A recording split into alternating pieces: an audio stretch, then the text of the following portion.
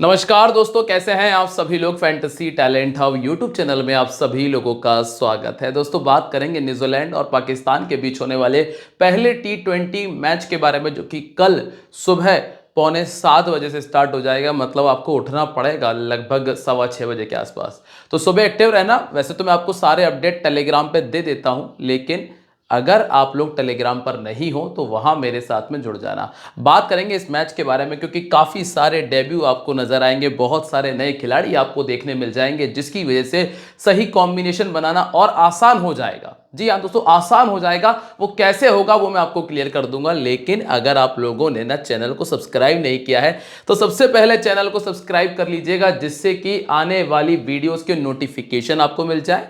और जो final team और फाइनल अपडेट है वो तो मैं वैसे भी आपको टेलीग्राम पर दे ही दूंगा, तो टेलीग्राम पे जुड़ जाइएगा। टेलीग्राम का लिंक वीडियो के डिस्क्रिप्शन और कमेंट सेक्शन दोनों जगह मौजूद है। जाइए, जाकर क्लिक करिए और जुड़ जाइए हमारे साथ में। डिस्क्रिप्शन में जाने के लिए वीडियो के नाम पर क्लिक करना, नीचे बॉक्स खुलेगा, पहला ही जो लिंक है वो टेलीग्राम का लिंक है। चलिए बात कर लेते हैं वेन्यू के बारे में। मैच होगा हैगले ओवल क्राइस्टचर्च में, और इस मैदान के ऊपर पाकिस्तान का रिकॉर्ड बड़ा कमाल कर रहा है। पाकिस्तान ने इस मैदान पर पहले भी लगभग जो लास्ट 4 में से 2 मैचेस विन किए हुए हैं। अभी इस मैदान पर टोटल जो 11 मैचेस खेले गए ना, उनमें से 7 बार तो चेस करने वाली टीम ने मैच को विन किया है। जनरली जो न्यूजीलैंड के ग्राउंड है वो थोड़े से टेढ़े वेढ़े हैं, लेकिन छोटे छोटे से ग्राउंड है, बड़ा स्कोर बन जाता है। लेकिन जो विकेट होता है ना, वो ग्रीन रहता है। ग्रीन विकेट आपको देखने मिलेगा, फास्ट बॉलर्स को मदद मिलेगी, और दोनों टीमों के पास में ठीक ठाक फास्ट बॉलर्स आपको देखने मिल जाएंगे। अब अगर आप रिकॉर्ड पर आओगे ना, तो यहां पर 9 विकेट फास्ट बॉलर्स को मिले थे और 8 विकेट स्पिनर्स ने निकाले थे। ये लास्ट मैच था जो कि पाकिस्तान और न्यूजीलैंड ने खेला था, जिसमें न्यूजीलैंड की टीम महज 92 रनों पर ऑल आउट हो गई थी। लेकिन अभी वर्तमान में न्यूजीलैंड की टीम अच्छा खेल रही है। अब इसके पहले देखोगे, पाकिस्तान ने 158 बनाया था, जो कि न्यूजीलैंड ने चेस कर लिया। सारे के सारे विकेट फास्ट बॉलर्स को मिले। यहां पर लगभग 6 विकेट फास्ट बॉलर्स को मिले थे, और यह मैच भी पाकिस्तान ने ही जीत लिया था। और जब बांग्लादेश और पाकिस्तान आमने सामने हुई तो उस मैच को भी पाकिस्तान ने ही जीता था। और इस मैच में सारे विकेट जो हैं वो फास्ट बॉलर्स के खाते में देखने मिले थे। वैसे चांसेस तो यही है कि मैक्सिमम विकेट फास्ट बॉलर्स निकाल कर देंगे। कुछ जैसे कि अबरार अहमद खेल रहे हैं, अच्छे स्पिनर हैं, लगभग 2 विकेट आप उनके मान सकते हो। और दूसरी तरफ ऐसा कोई क्वालिटी स्पिनर है नहीं है।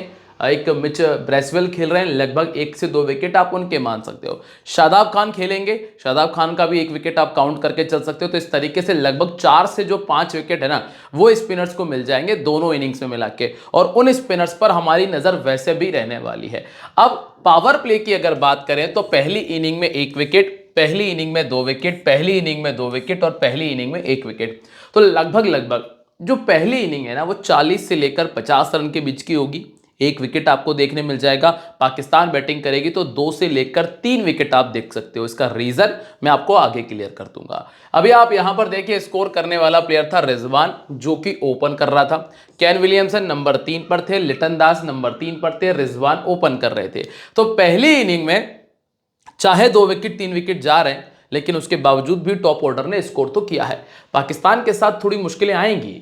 क्यों आएंगी मुश्किलें, वो मैं आपको आगे दिखा दूंगा। क्योंकि पाकिस्तान का जो नॉर्मल स्कोर आपको देखने मिलेगा ना, ठीक ठाक, वो नीचे के प्लेयर से मिलने वाला है। कारण आपको आगे क्लियर करूंगा। अभी यहां पर देखेंगे, सेकंड इनिंग में ग्लेन फिलिप्स ने स्कोर किया था। नवाज नंबर 4 पर बैटिंग कर रहे थे, डैनियल मिचेल नंबर 4 पर बैटिंग कर रहे थे, और रिजवान ओपन कर रहे थे।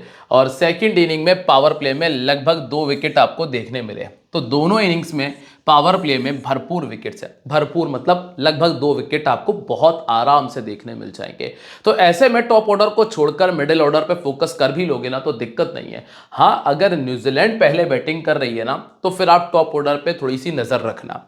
ये चीजें काम की है, इनको नोट कर लेना। लास्ट टाइम जब ये दोनों टीमें आमने सामने हुई, तो जो पिछला मैच था वो पाकिस्तान ने 178 बनाया था, न्यूजीलैंड चेस नहीं कर पाया। और ये लाहौर का मैच था, जिसमें इनमें से एक भी प्लेयर नहीं खेल रहा अफरीदी के अलावा।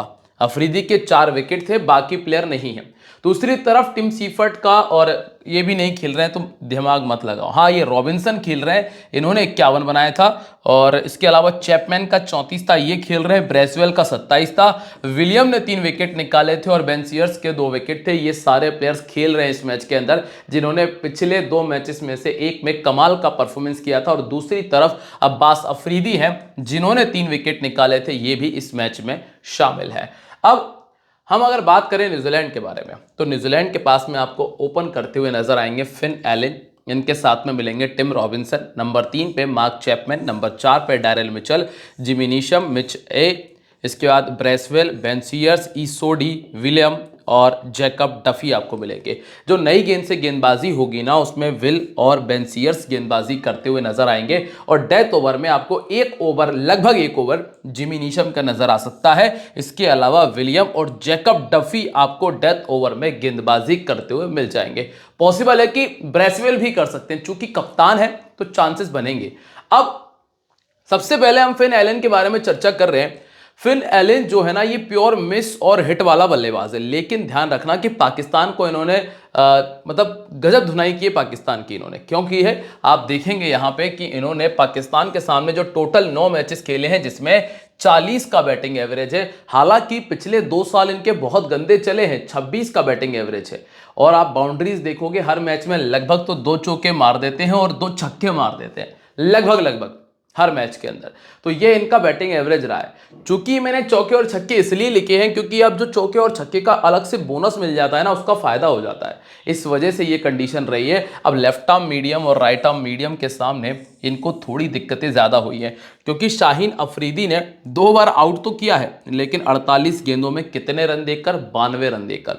तो ये खिलाड़ी ना पहले बैटिंग करते हुए मेरी टीम में कंफर्म जगह बनाएगा, क्योंकि एक तो टॉप ऑर्डर स्कोर कर रहा है, दूसरी है कि पाकिस्तान की इन्होंने झड़ी बना दी है, फरफरी बना दी, फरफरी। नंबर 2 पे आपको मिलते हैं रॉबिन्सन। अब रॉबिन्सन का रिकॉर्ड ना तो पाकिस्तान के सामने अच्छा है और ना ही इनका रिकॉर्ड पिछले कुछ 1-2 सालों में अच्छा रहा है, इसीलिए रॉबिन्सन अभी के लिए मेरी टीम से बाहर है। क्योंकि जब तक खिलाड़ी का रीसेंट फॉर्म अच्छा नहीं होगा, हम उसको किस बिहाफ पे टीम में रखेंगे। तो कुल मिलाकर रॉबिन्सन अभी के लिए बाहर, और इनको वैसे कोई खास कमजोरी तो नहीं दिखी है, लेकिन अभी के लिए टीम में नहीं है। जो हम पावर प्ले में विकेट एक्सपेक्ट कर रहे हैं ना, वो ऐसे खिलाड़ियों को जा सकता है। अब दूसरी टीम से पावर प्ले में गेंदबाजी अब्बास अफरीदी और शाहीन अफरीदी करेंगे, तो चांसेस हैं कि शाहीन या अब्बास में से किसी एक को ये विकेट मिल जाएगा। अब नंबर 3 पे आपको मिलते हैं मार्क चैपमैन। चैपमैन अच्छा बल्लेबाज है, पिछले 1 साल में 31 का बैटिंग एवरेज और पाकिस्तान के सामने लगभग 45 का बैटिंग एवरेज है। दोनों इनिंग्स में देखोगे तो सेकंड इनिंग बहुत अच्छी खेलते हैं। वैसे तो दोस्तों ये दोनों कंडीशन में टीम में जगह बना लेंगे, क्योंकि लगभग ड्रीम टीम में एंट्री इनकी आपको देखने मिल जाएगी। कहने को पार्ट टाइम बॉलर भी हैं, लेकिन गेंदबाजी इनसे उतनी कराई जाती नहीं है, इसलिए हमने इनका गेंदबाजी रिकॉर्ड पे फोकस नहीं किया। तो मेन जो इनका है वो ये कि इनका बैटिंग स्ट्रेंथ है और प्लस आप इनका स्ट्राइक रेट देखेंगे। अब चूंकि खेल भी न्यूजीलैंड में रहे, तो चांसेस हैं कि बढ़िया स्कोर दे जाएंगे। नंबर 4 पे मिलेंगे डैरेल मिचेल। अब डैरेल मिचेल बड़ा नाम है, लोगों की नजरें हैं डैरेल मिचेल पे, लेकिन पाकिस्तान के सामने पता नहीं क्यों ये फुस हुए हैं। क्योंकि पाकिस्तान के सामने तो इन्होंने बेहतर खेला है, लेकिन पिछले 1 साल में 27 का बैटिंग एवरेज है, जिसमें मात्र 5 बार 50 से ऊपर का स्कोर है। काफी सारे लोग डैरेल मिचेल को कैप्टन करने का विचार बना रहे हैं, लेकिन मेरी सलाह है कि कैप्टन के लिए मत जाना, डैरेल मिचेल को कैप्टन के लिए मत जाना। अगर चाहते हो कुछ करना तो वाइस कैप्टन बनाना, इससे ज्यादा मत करिएगा। अब इनका रिकॉर्ड क्या कहता है कि पहले बैटिंग करते हुए 350, सेकंड बैटिंग करते हुए 250 है। ऑर्थोडॉक्स और राइट आर्म फास्ट बॉलिंग ने इनको बहुत दिक्कत दी है। 40 गेंदों में 4 बार तो ऑर्थोडॉक्स ने आउट कर दिया, 31 गेंदों में 3 बार राइट आर्म फास्ट बॉलर ने आउट कर दिया, और बैटिंग एवरेज सिर्फ 10 का है। मतलब जो हारिस रऊफ है वो इनके लिए घातक है। हारिस रऊफ और अफरीदी ने तो इनको 15 गेंदों में 2 बार आउट भी किया है। तो कुल मिलाकर इनके लिए दिक्कतें ज्यादा हैं, इसीलिए इनको कैप्टन की चॉइस से बाहर रखकर वाइस कैप्टनसी की दौड़ में रखिएगा सिर्फ। अब इसके बाद जिमी नीशम है, काफी लंबे अरसे बाद टीम में जो वापसी हुई है। अगर आप रिकॉर्ड देखेंगे तो इन्होंने रिसेंटली डोमेस्टिक क्रिकेट में विकेट्स बहुत अच्छे निकाले हैं। तो अगर रखना है ना, तो आप इनको क्या करना कि कैप्टन बनाना। ग्रैंड लीग की बात कर रहा हूँ, स्मॉल लीग में तो ये अभी टीम में भी जगह नहीं बन पा रही है। क्यों नहीं बन पा रही? क्योंकि आपके पास में जो लिमिटेड ऑप्शंस है ना, वो ही टीम को फिल कर रहा है। इसीलिए जिमी नीशम अभी टीम में जगह नहीं बना रहा है स्मॉल लीग में। लेकिन मैं ये कहूंगा कि ग्रैंड लीग में आप ज्यादा नहीं तो 2 से 3 टीमों में कैप्टन और वाइस कैप्टन के तौर पर ट्राई करना। अगर गेंदबाजी मिली, ध्यान रखना, अगर गेंदबाजी मिली तो ही फायदेमंद है, गेंदबाजी नहीं मिली तो फिर फायदा नहीं होगा, क्योंकि बैटिंग यहां तक आए ये चांसेस हैं सिर्फ पहले बैटिंग करते हो, और पहले बैटिंग में भी आप रिकॉर्ड देखोगे तो 50 तो नहीं आया इनके बैट से। हाँ, 24 इनिंग में 18 विकेट निकाले हैं और पाकिस्तान के सामने भी पहले 12 विकेट निकाल चुके हैं। राइट आर्म फास्ट बॉलर इनको दिक्कत देता है। हारिस रऊफ इनको 4 बार पहले भी आउट कर चुके हैं। हारिस रऊफ फास्ट बॉलर ही हैं, ये ध्यान रखिएगा। इसके बाद है मिच ए, यहां पर आपको दिमाग लगाने की आवश्यकता नहीं पड़ेगी, क्योंकि विकेट कीपिंग सेक्शन में आपके पास में सामने वाली टीम का विकेट कीपर है पाकिस्तान का, जो कि ओपन करने आता है। अब जो ओपन है वो आपको चांसेस ज्यादा भी देगा स्कोर के, इसीलिए हम उसी की तरफ चल रहे हैं। अब इसके बाद है ब्रेसवेल। ब्रेसवेल को ज्यादातर लोगों ने कैप्टन किया है और है भी कैप्टनसी के लायक, लेकिन डिपेंड ये करेगा कि बैटिंग कहां कर रहे हैं। फाइनल प्लेइंग 11 आएगा, उसके बाद मैं क्लियर करूंगा कि इनको कैप्टन करना है या नहीं करना है। सेकंड बैटिंग में तो कैप्टन नहीं बना सकते, क्योंकि फिर बैटिंग के चांसेस बहुत कम हो जाएंगे। अगर आपको लग रहा है कि बॉलिंग में इतने विकेट निकाल देंगे कि कैप्टनसी का काम हो जाए तो वो एक अलग बात है, पर पहले बैटिंग करते हुए ही बनाइएगा, कोशिश यही कीजिएगा। फाइनल प्लेइंग 11 आ जाने दो, अगर 4 नंबर या 5 नंबर पे नजर आते हैं तो ज्यादा विचार करेंगे, अदरवाइज ऐसा प्लेयर रख लो काम उससे भी हो जाएगा, या फिर सिर्फ वाइस कैप्टन।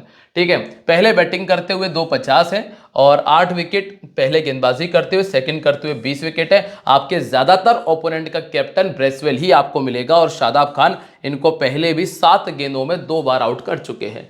इसके बाद बेन सीयर्स हैं, जिन्होंने पाकिस्तान के सामने 5 में 7 विकेट निकाले हैं और पिछले 1 साल से 2 साल में 13 पारियों में 18 विकेट है। दोनों इनिंग्स में रिकॉर्ड ठीक है। इस सोडी की बात करेंगे तो दोस्तों इनका रिकॉर्ड ऐसा कुछ खास रहा नहीं है, ना ही पहली इनिंग में ना ही सेकंड इनिंग में, इसीलिए इस सोडी को मैं छोड़कर चलूंगा। और फिर इसके बाद आते हैं विल ओरोक, जिन्होंने रिसेंटली चैंपियंस ट्रॉफी, उसके पहले ट्राई सीरीज में अच्छा खेला, ओडीआईज में, लेकिन ये टी20 है और टी20 के हिसाब से अगर देखा जाए ना तो लगभग 1 विकेट तो मान के चल ही रहा हूं मैं। अगर पहले गेंदबाजी करते हैं तो मैं 3 विकेट तक गाड़ी लेके जा सकता हूं, इसीलिए ग्रैंड लीग में एक टीम में इनको मैं कैप्टन बना के देखूंगा। और अंतिम नाम है जैकब डफी का, जिनके पास में 9 इनिंग्स में 10 विकेट शामिल है। और एक और, अच्छा 2 बार हो गए थे, 9-10 9-10 11 ही हो गए थे। ठीक है, अब हम बात करेंगे पाकिस्तान के बारे में। दोस्तों चीजें क्लियर हो जाए ना तो जो वीडियो में लाइक का बटन है उस पर क्लिक कर दीजिएगा। आप लोगों का प्यार सपोर्ट मिलता रहे तो बस ऐसे ही कहानी चलती रहेगी। जहां प्यार सपोर्ट रुक गया ना वहां पे कहानी थम जाएगी। अब पाकिस्तान की भी चर्चा करेंगे तो दोस्तों लगभग पूरा स्क्वाड नया है गेंदबाजी को छोड़ के। सिर्फ अब्बास अफरीदी, अबरार, हारिस, शाहीन, शादाब ये पुराने हैं। फिर यहां से देखोगे ना तो इरफान, अब्दुल समद, हारिस, ओमर यूसुफ, हसन नवाज, सलमान अगा, लगभग सभी नए खिलाड़ी हैं। नई गेंद से अफरीदी मिलेंगे अब्बास अफरीदी के साथ में, पुरानी गेंद से रऊफ मिलेंगे और रऊफ के साथ में अब्बास मिल जाएंगे। अफरीदी के 3 ओवर पावर प्ले में ही खत्म हो जाते हैं, एक आधे ओवर बचेगा जो बीच में या डेथ ओवर में डाला लिया जाएगा। अब अगर मोहम्मद हारिस की बात करें जो कि विकेट कीपर भी हैं, इनका बैटिंग एवरेज महज 14 का है। अब एक सामने वाली टीम का विकेट कीपर जो नंबर 6 पर बैटिंग कर रहा है, ये ओपन कर रहा है, तो अब सीधी सी बात है कि ज्यादा यहां दिमाग लगाने की आवश्यकता है नहीं। वैसे उनके पास में टिम सीफर्ट का ऑप्शन भी है, लेकिन मुझे लग रहा है कि पहले मैच में टिम सीफर्ट नहीं खेल रहे। और ऑर्थोडॉक्स के सामने 12 पारी 2 बार आउट हो चुके हैं, 32 गेंदों में 3 बार आउट हो चुके हैं। राइट आर्म मीडियम के सामने डफी, विल और बेन सीयर्स इनके लिए परेशानी बन सकते हैं। नंबर 2, मैंने आपसे पीछे बोला था कि पाकिस्तान के ज्यादा विकेट पावर प्ले में जा सकते हैं। इसका रीजन है कि जो टॉप ऑर्डर है ना उनके पास ना ही तो एक्सपीरियंस है न्यूजीलैंड में खेलने का और ना ही एक्सपीरियंस है ज्यादा इंटरनेशनल खेलने का। अगला नाम आपके सामने ओमर यूसुफ का है, जिन्होंने 2023 से 25 में मतलब ओवरऑल अपने पूरे कैरियर में टी20 के इंटरनेशनल कैरियर में 6 ही मैचेस खेले जिसमें 84 रन बनाए हैं। और अगर आप इनका टी20 का रिकॉर्ड देखोगे ना तो वहां पर भी इन्होंने 5 मैच खेलकर 172 बना दिया, जिसकी वजह से इनका सीधा इंटरनेशनल में सिलेक्शन हुआ था, लेकिन वहां अभी तक ऐसा कुछ खास नहीं कर पाए। फिर आप नंबर 3 पर जब आओगे तो आपको देखने मिलेगा हसन नवाज। हसन नवाज ने 21 मैचेस खेले हैं टी20 में, अंतरराष्ट्रीय तो अभी शुरुआत भी नहीं हुई है। 492 रन और महज 23 का ही बैटिंग एवरेज है। तो कुल मिलाकर लगभग इंडिया जैसी कॉपी करने की कोशिश की जा रही है कि भैया नया स्क्वाड तैयार करो, नए नए खिलाड़ी तैयार करो, पर ऐसे रिकॉर्ड वाले खिलाड़ियों को भेजा है। इंडिया के अगर डोमेस्टिक के रिकॉर्ड भी अगर आप देखोगे ना तो 40 के कम के एवरेज वाले प्लेयर नहीं है, और स्ट्राइक रेट देखोगे तो 150, 160, 140 वाले स्ट्राइक रेट वाले बनते हैं। अब चूंकि ये नए नए खिलाड़ी भेज तो दिए हैं लेकिन कोई मतलब के नहीं है, फिर इसके बाद एक इनका पुराना खिलाड़ी है जो कि कप्तान भी है इस टीम का, जो कि सलमान आगा रहने वाले हैं, जिनके पास में टी20 में 2022 से 25 में 13 मैचेस में 27 का एवरेज है, और अंतरराष्ट्रीय में जब उतरे हैं तो 5 पारी में महज 50 रन है। अब चूंकि कप्तान है ना, तो 2 ओवर भी अगर डाल दिए, विकेट अगर आ गया तो वहां नुकसान है। वनडे में तो इन्होंने अच्छा किया है, वनडे में तो बढ़िया खेला है। अब टी20 में देखना पड़ेगा और उसके बाद ही क्लियर होगा। हालांकि अगर आप छोड़ना चाहो तो, क्योंकि वैसे तो मैक्सिमम लोगों ने टीम में रखा है, कैप्टन भी बनाया है, लेकिन अगर आप छोड़ना चाहो तो ये रिस्क उठा सकते हो। पर मैं ऊपर का एक भी बल्लेबाज नहीं रख रहा हूं पाकिस्तान का, सीधे मैं सलमान आगा पे आके रुका हूं, इसीलिए मैंने मजबूरन उनको टीम में जगह दी है। मैं आपको दिखाऊंगा जब हम कॉम्बिनेशन आपके सामने रखूंगा। अब अब्दुल समद है, 16 पारी में 340 रन, ये इनका डोमेस्टिक का रिकॉर्ड है, जिसमें बैटिंग एवरेज 19 का है। हिटर के तौर पे टीम में जगह मिली है, 146 का स्ट्राइक रेट है, 50 है नहीं।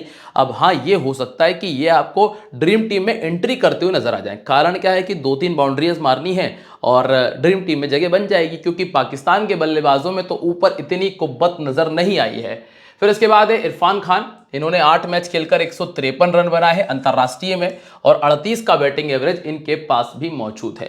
अब इनके एक्सपीरियंस्ड खिलाड़ियों की शुरुआत होती है, जिसमें पहला नाम है शादाब खान का।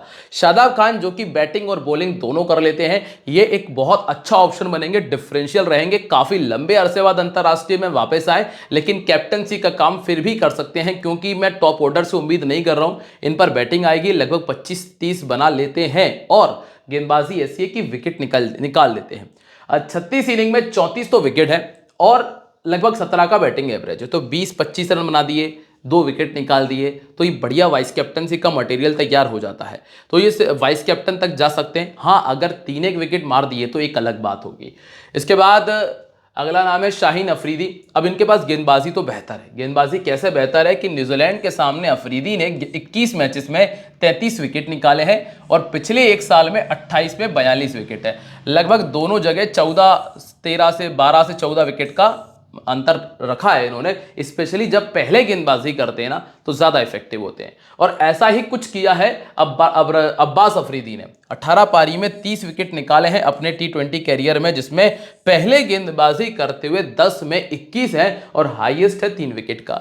इसके बाद अबरार अहमद अच्छे स्पिनर है, चूंकि यहां पर बॉल स्पिन कितना होगा ये पिच रिपोर्ट से क्लियर होगा। तो पिच रिपोर्ट मैं आपको जो टेलीग्राम पे देने की कोशिश करूंगा, अगर ऊपर से आ जाती है तो ऊपर से बेहतर अगर पिच रिपोर्ट मिलती है तो मैं आपको क्लियर कर दूंगा। अब इसके लिए आपको टेलीग्राम ज्वाइन करना पड़ेगा, जिसका लिंक मैंने डिस्क्रिप्शन में दिया है। और लास्ट जो नाम है वो है हारिस रऊफ का। हारिस रऊफ ने क्या किया है कि न्यूजीलैंड के सामने तो 32 विकेट निकाल दिए, लगभग 16 विकेट का अंतर आपको मिल रहा है, मतलब हर मैच में 2 विकेट, और पिछले एक साल में 22 में 38 विकेट हैं, लगभग 16 ही विकेट का अंतर यहां पर भी है। और जिसमें पहले गेंदबाजी की है तो भी बेहतर है, सेकंड की है तो भी बेहतर है। इनकी पेस से बीट होंगे। और हमने देखा था जब ये ऑस्ट्रेलिया खेलने गए थे ना, तो ऑस्ट्रेलिया की विकेट पर हारिस रऊफ का जलजला चला था, और वैसा ही जलजला आप यहां पर भी देख सकते हो, क्योंकि जिस तरह का विकेट इनको चाहिए होता है वो न्यूजीलैंड, इंग्लैंड और ऑस्ट्रेलिया में ही आपको देखने मिल पाता है।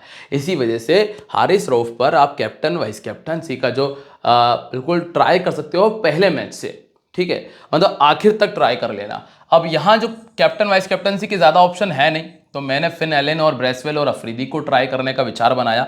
एक आप हारिस रऊफ की तरफ देख सकते हो, या फिर चाहो तो दोनों बॉलर को ही ट्राई कर लेना, तो भी कोई दिक्कत नहीं है। बाकी शादाब खान और विलियम और रुक भी कुछ बढ़िया ऑप्शंस में शामिल हैं। अब चलिए जरा टीम कॉम्बिनेशन की बात करते हैं। सबसे पहले ऑनेस्ट 11 एप्लीकेशन को सारे भाई बंधु साइन अप कर लो। अब जरा देखें, विकेट कीपर में हमने देख लिया कि हमारे पास चॉइसेस तो है ही नहीं, तो हारिस अकेले ऑप्शन बचे। हाँ, मैच ए को रखना है तो बहुत नीचे खेलते हैं, आप रख सकते हो। अब बैटिंग सेक्शन में इनके पास टॉप ऑर्डर में पाकिस्तान के पास में एक्सपीरियंस की बहुत कमी है, तो मैं नहीं चाहता कि मैं किसी ऐसे खिलाड़ी पर रिस्क लूं जिन्होंने अभी तक तो कुछ भी अच्छा नहीं किया है। अब अगर आप तुक्का लगाना चाहते हो तो एक अलग बात है। तो मैंने क्या किया कि फिन एलन, डैरेल मिचेल और मार्क चैपमैन तीनों इनके रख लिए। ब्रेसवेल हाल फिलहाल में कैप्टन है, बाद में चेंज कर सकता हूं उनका बैटिंग ऑर्डर देख के। अब इसके बाद शादाब खान और अगा सलमान, इन दोनों को मैंने सिर्फ बल्लेबाजी के लिए रखा है। शादाब खान को आप चाहो तो बदलकर यहां पे अब्बास अफरीदी को ऐड कर सकते हो, वो भी कब, जब पहले गेंदबाजी कर रही हो। तो रऊफ, अफरीदी, बेन स्टोक्स और विलियम ये मेरी टीम में जगह बना रहे। अगर कोई बदलाव होने की चांसेस बनते हैं तो वो मैं आपको टेलीग्राम पे बता दूंगा, तो टेलीग्राम पे जुड़ जाना, लिंक डिस्क्रिप्शन में है ही। और this game may be habit forming और financially risky, so please play responsibly. मिलते रहेंगे आप लोगों से अपनी अगली वीडियो में, तब तक के लिए दोस्तों बाय, जय हिंद, जय महाकाल।